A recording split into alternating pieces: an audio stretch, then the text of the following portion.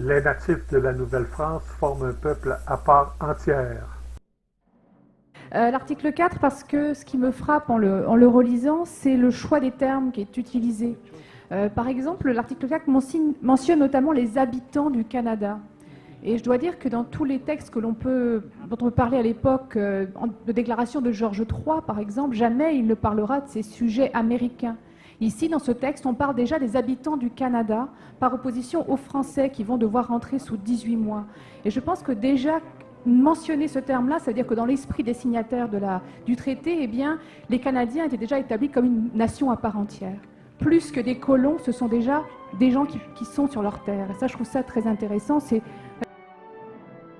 Et l'article 7 précise les frontières du Canada qui est cédé à la Grande-Bretagne.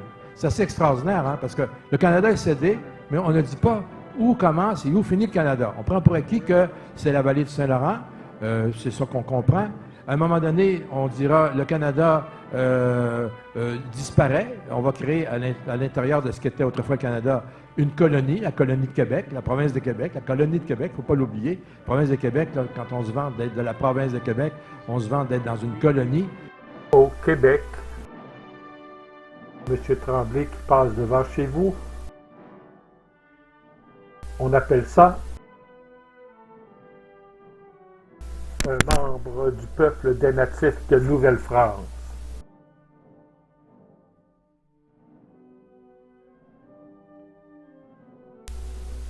Mettons fin à la domination qui nous afflige depuis 1760. Vos ancêtres sont natifs de la Nouvelle-France, votre langue est française, votre culture est française, vous adhérez aux valeurs de vos ancêtres, vous vous reconnaissez comme membre du peuple des natifs de la Nouvelle-France. Alors, vous faites partie de ce peuple fort et fier.